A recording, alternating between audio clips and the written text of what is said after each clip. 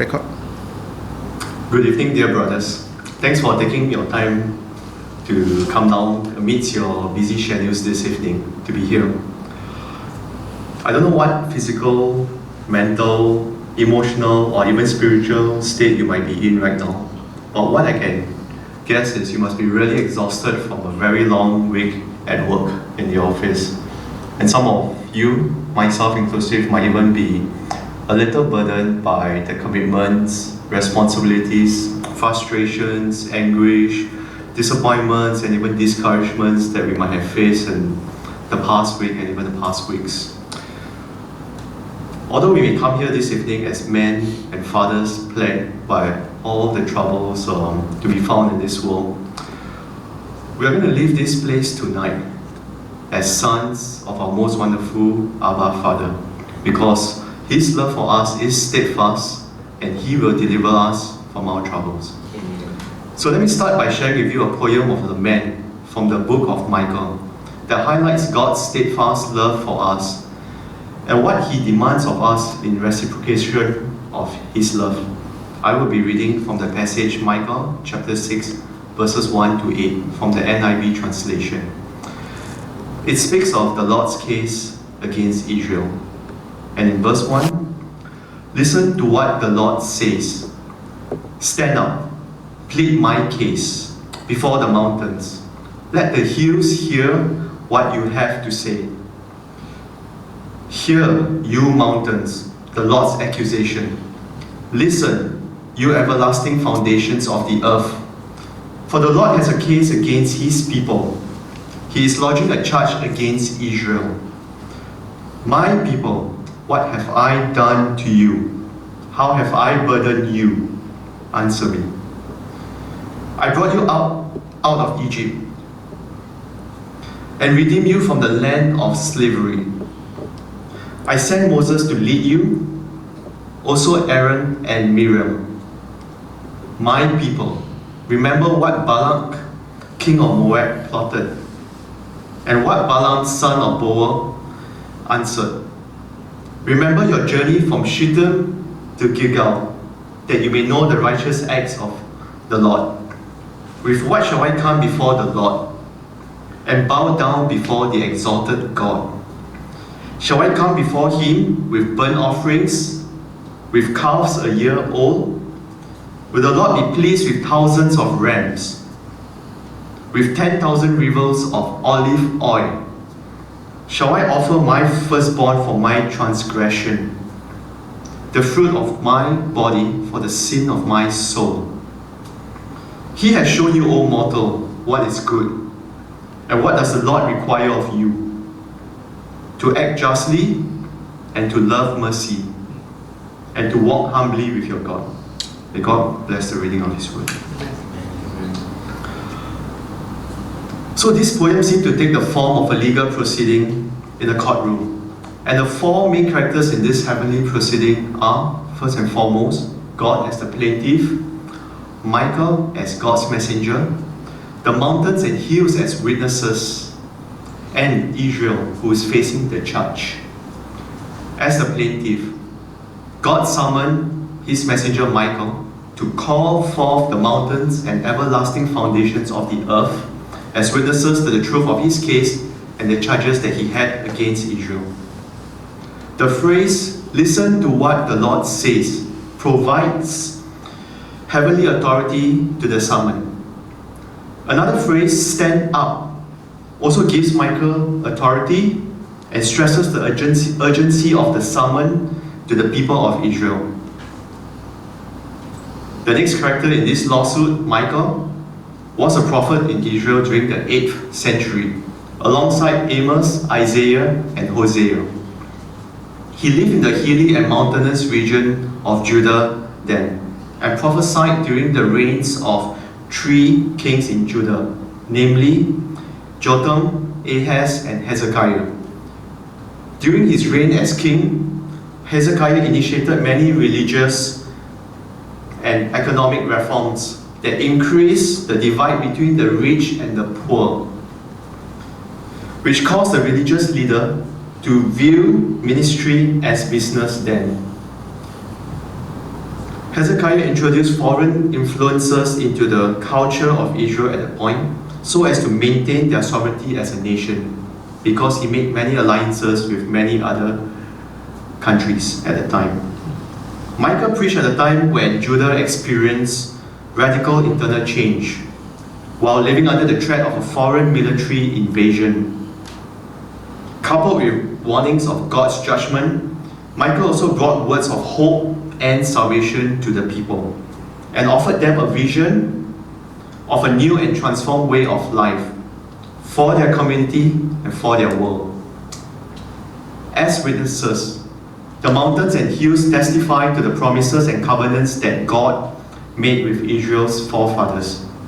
It is interesting to note the requirement for 2 witnesses, and we see the significance of having 2 or more witnesses in Deuteronomy 19 verse 15, where it states, "One witness is not enough to convict anyone accused of any crime or offense that they may have committed. A matter must be established by the testimony of 2 or 3 witnesses." And for Israel, at the time of this sermon, what was happening to them then was that Jerusalem's rich upper class was oppressing Judah's middle class. The rich landowners were defended by corrupt magistrates and encouraged by self-serving prophets and priests. Israel's political and religious leaders at the time also abandoned their divine responsibilities of exercising and maintaining justice in the land. Their self-reliant attitudes, smug spiritual pride, total disregard for the Torah, and break in covenant relationships led to grave injustices and suffering in Israel. And as this lawsuit unfolds in this court, we see God seizing the initiative by highlighting how he had never ever burdened his people as they had so implicitly complained about, but had instead dealt with them ever so graciously. God presents 2 parts of his accusation that starts with "my people," which suggests a keen sense of sadness or regret in response to his people's ungratefulness and unfaithfulness. We read again, "My people, what have I done to you? How have I burdened you? Answer me. I brought you up out of Egypt and redeemed you from the land of slavery. I sent Moses to lead you, and Aaron and Miriam. My people, remember what Balak king of Moab plotted and what Balaam son of Beor answered. Remember your journey from Shittim to Gilgal, that you may know the righteous act of the Lord." In this passage, we see how the first evidence of God's steadfast love for us highlights his saving acts when he removed Israel's burden by bringing them out of Egypt, redeeming them from slavery, and providing godly leadership through Moses, Aaron, and Miriam. The next evidence of God's steadfast love for us highlights his saving acts when he protected Israel from demonic, religious, and political leaders in Moab, specifically Balak and Balaam. And the final piece of evidence highlights how God brought Israel across the swollen Jordan River, from Shittim in Transjordan to Gilgal, their first campsite in the Promised Land. And what does God demand of us? Certainly not the rich, ritualistic, and sometimes abominable sacrifices like how the ancient kings in Judah used to give them. I read again. "Shall I come before him with burnt offerings, with calves a year old? Will the Lord be pleased with thousands of rams, with 10,000 rivers of olive oil?" That is extravagant and only befitting of a king to offer. "Shall I offer my firstborn for my transgression, the fruit of my body for the sin of my soul?" And that is abominable, not just to us, but to our Lord. So no, those are not what our God demands of us. God has really shown us in his covenant what is good and how his law demands only for us to act justly, love mercy, and to walk humbly with Him. And although God is just in His judgment and discipline, His grace is also boundless. Because of His steadfast love for us, prior to this passage in chapters 1 to 5, we see a recurring pattern of first God's judgment of His people, and then how He continues to redeem them from trouble. And after this passage, in the rest of chapter 6, all the way to the end of 7, although God inflicts judgment for His people's sins, He continues to restore them through His faithful and steadfast love for them. So what does this mean for us today? I will posit that God continues to deliver us from trouble in spite of our ungratefulness and unfaithfulness. If God could save Israel from the afflictions of Egypt and Moab then, He can most certainly unshackle us from the tyranny of Satan today. Amen. Amen. Slavery in our present day context could take the form of the obsession we have with work, and also with certain lifestyle indulgences that we allow ourselves to. It also takes the form of the secret and hidden sins that we might unwittingly find ourselves bound to. Attacks from the demonic, political, and religious leaders could take the contemporary forms of persecution and oppression from authoritative figures, organizations, and even the dominant and vocal majority in our society. It could also come from the curses and spiritual attacks of Chinese and Indian temple mediums engaged by our families just because of our faith in Jesus. Some of us today might even be anxious about what the next step of our careers might be, or how the next half of our lives would look like, living in God's will. Regardless of whether we have been experiencing success or disappointments up to this point, the next half of our lives will definitely be lived more significantly if we could just subject ourselves to living in God's will and according to His purposes. Amen. Whatever troubles we might face today, we must be encouraged that our God is a God of righteousness, whose compassion outweighs His justice. His justice because His love for us is steadfast. Amen. God is merciful and exercises judgment and justice for the sake of our salvation. Amen. However, God does require our faithfulness to His covenant, which is based on our faith in Him and expressed through living right in His ways and constantly being in a very close relationship with Him. So how do we act justly, love mercy, and walk humbly with our God? To act justly is to live our lives with a clear sense of what is right and what is wrong. We must not shy away from standing up against the many social injustices within our midst. Look at the plight of migrant workers today. Are we treating them fairly? How are we treating them at work and in the common public spaces? When was the last time you allowed one of them to share your table in the food court?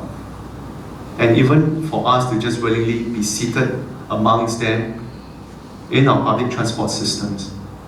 Are we looking at them through God's eyes as His children?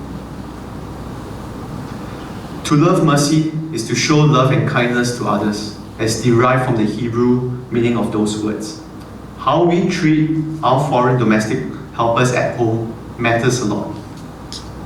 I must confess that more often than not, my relationship with them has always been very transactional in my home.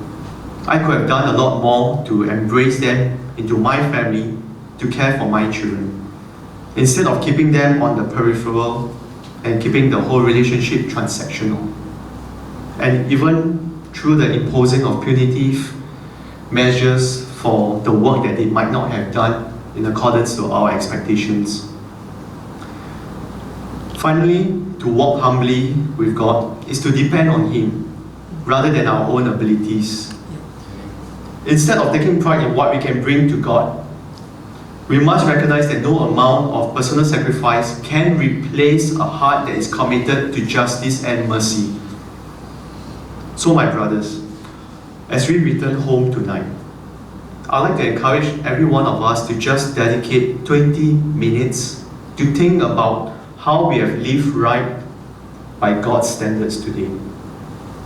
We should aim to develop a daily habit of just simply reflecting how we have acted justly, loved mercy, and how we have walked humbly with God. Therefore, in conclusion, God delivers us from trouble because His love for us is steadfast. So let us act justly, love mercy, and walk humbly with Him. Thank you and good night.